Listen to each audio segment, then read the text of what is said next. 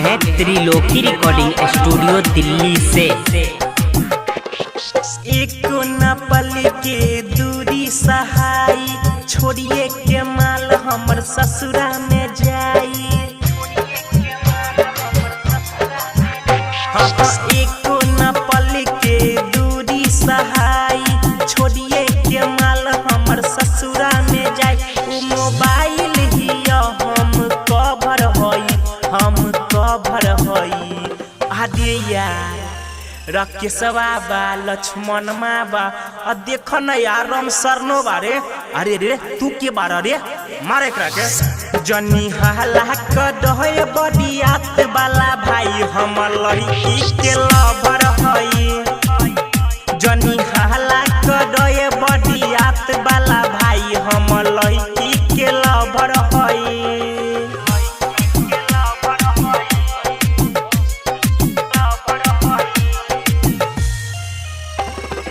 अजय मलमल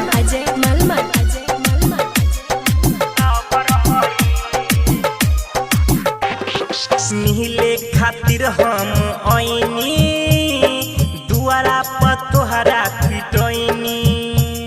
मुहबा फुला देला सरबू, एको गो पुरियो न खैनी।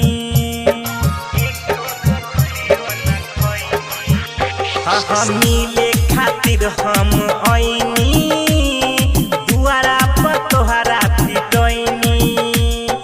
मुहबा फुला देला सरबू, एको गो पुरियो न खैनी। उ त कह देला सबर हम बेसहबर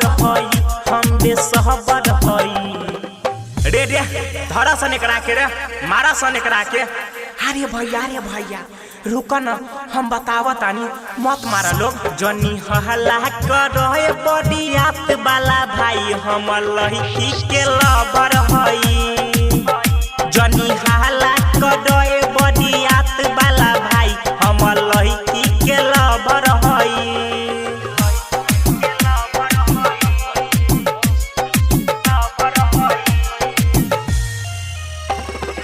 अजय मलमल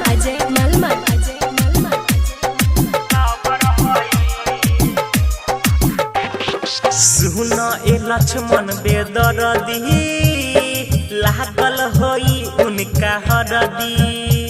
मिले न देब ए असलम, मन करे मदद करती। हाँ सुन ए लक्ष्मण बेदर्दी, लागल होई उनका हरदी।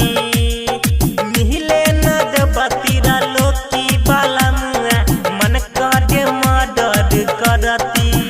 खुलल केसिया के ओकर हम रहबर हई।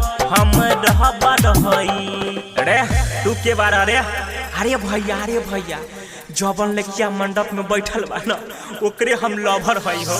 आ जनी हाला कदे बडियात वाला भाई हमर लड़की के लवर हई। जनी हाला कदे बडियात वाला भाई हमर लड़की के लवर हई। अरे बाबू एकरा के मार न रे, कि हमरा बेटी के बियाह करवावे ला आइल बाड़ा रे। Mix by Triloki.